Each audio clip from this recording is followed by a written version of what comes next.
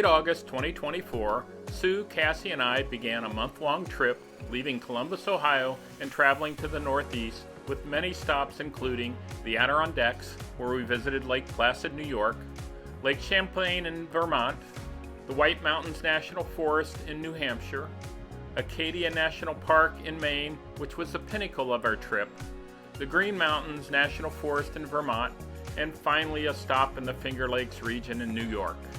We are chronicling our trip to the Northeast in a series of videos. This video, episode 5, highlights our travels through southern New Hampshire and then on to the Green Mountain National Forest in southern Vermont. We left the Seawall Campground in Acadia National Park on September 18th. We drove out of Acadia National Park the same way we came, heading north on US 1A to Bangor, where we got on I-95 south. We took I-95 to just south of Portsmouth and headed east on New Hampshire 101, then up New Hampshire 43 before heading east again over to Bear Brook State Park. We planned to stay at Bear Brook State Park for 2 nights. Bear Brook State Park in southeastern New Hampshire is the state's largest developed park, covering more than 10,000 acres of forest, wetlands, and rolling hills. With over 40 miles of trails and 101 campsites, it's a popular destination for exploring nature in every season. The park's diverse landscapes and rich history offer a glimpse into New Hampshire's natural beauty and heritage. The 3-mile drive from the Podunk Road entrance to the Beaver Pond Campground winds through dense forests with only the occasional clearing. With the narrow, twisting route feeling more remote by the minute, we began to wonder if we were even on the right road, until the campground entrance finally came into view. There we were greeted by wooden bear carvings and a small campground office and store, almost like stepping back in time. The campground sits in a peaceful woodland setting with campsites tucked among tall pines and hardwoods that offer both shade and privacy. The quiet atmosphere was broken only by the many birds singing near our campsite. Just a short walk away lies Beaver Pond, its calm waters reflecting the surrounding forest. In the evening, we found a beautiful sunset there, the sky glowing in shades of golden pink, mirrored perfectly on the still surface of the pond. Bear Brook State Park is home to a variety of wildlife, and on our last morning we had an unexpected encounter with a barred owl. We found the owl nestled in the brush beside a fallen log, sleeping comfortably as if it had come to claim our campsite, knowing that we were leaving. We enjoyed our brief stay, but it was time to continue heading west. We left Bear Brook State Park and drove northwest on I-89, an easy scenic route through rolling forested hills and small towns, crossing the Connecticut River into Vermont, where we planned a short stop for Sue to do some shopping at the King Arthur Baking Company in Norwich. The King Arthur Flour in Norwich, Vermont. Mommy has to do some shopping.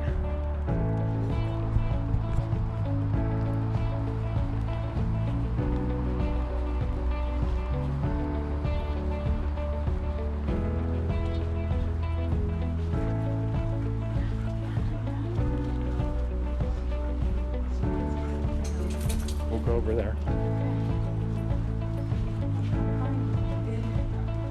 Oh, here, we can sit here. It's just new. Yeah.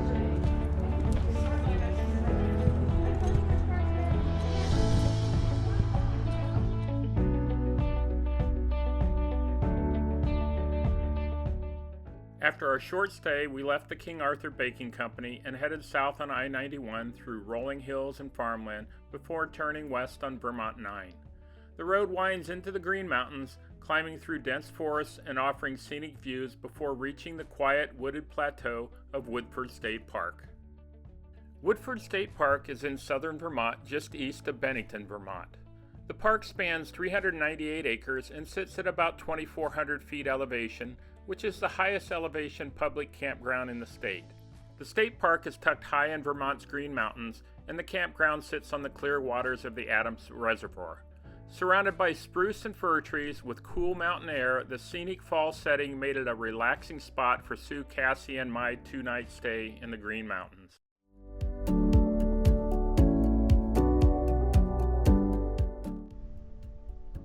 September 21st, thought I'd share our campsite at Woodford State Park in the Green Mountains of Vermont. It's turning fall here. Oh, Cassie. Very wooded, cozy campsite.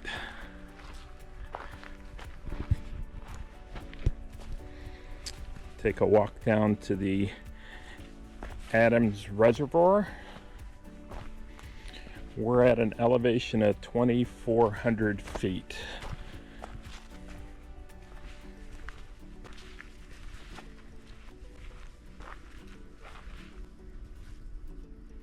Pretty sweet.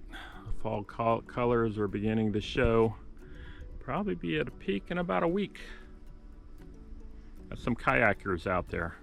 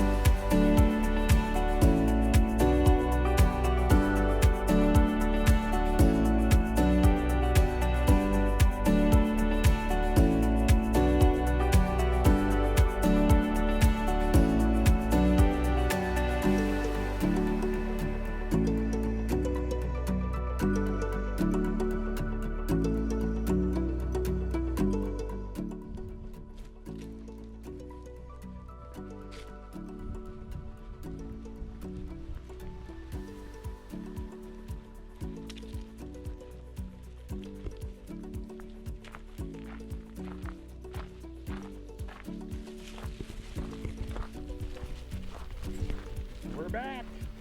Hi, girl.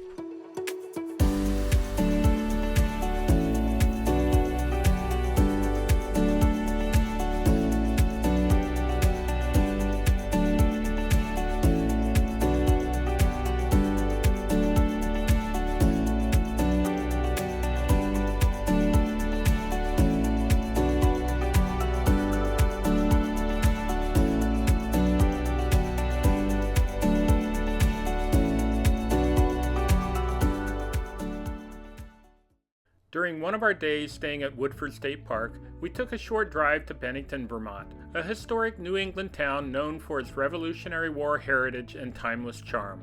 Just west of the downtown area lies the Village of Old Bennington, the original settlement founded in 1761, where history is preserved in its streets and landmark buildings. Exploring Old Bennington made for a perfect day trip from the quiet forests of Woodford State Park, blending the peace of the mountains with the rich history of Vermont's earliest days.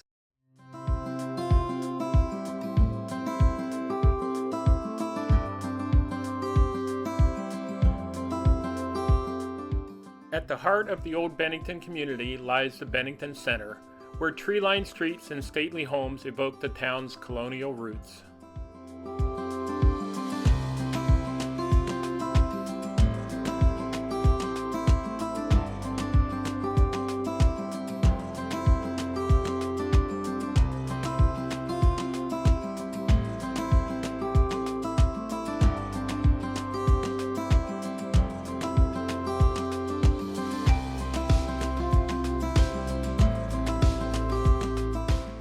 This weathered building is the Dewey Tavern and Wallamsack Inn, built in 1771 by Captain Elijah Dewey. It was visited by Thomas Jefferson and James Madison in 1791. Restoration is currently being planned.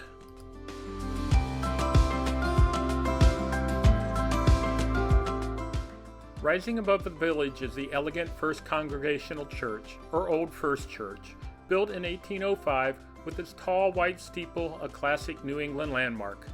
It is the oldest organized church in Vermont, originally gathered in 1763. As we walked into the church, we found box pews. These pews were generally occupied by the town's prominent families, church members in good standing, and older adults. The box pews were often purchased or rented by specific families so seating could reflect a family's status or contribution with the church.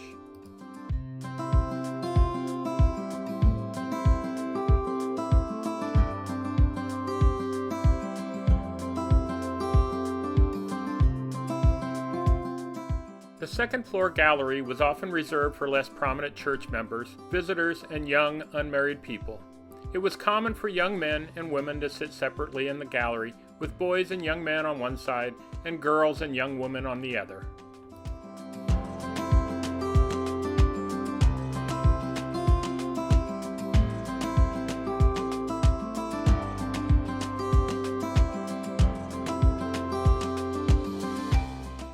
As I walked out of the church, Sue was in an interesting conversation with a direct descendant of Elijah Dewey, who was the captain of the Bennington militia at the Revolutionary War battles of Ticonderoga, Bennington, and Saratoga.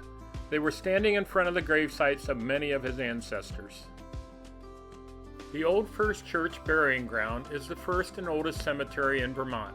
Centuries-old gravestones, some dating to the 1700s, mark the resting place of early settlers, prominent Revolutionary War soldiers, the patriots who fell at the Battle of Bennington, and even poet Robert Frost.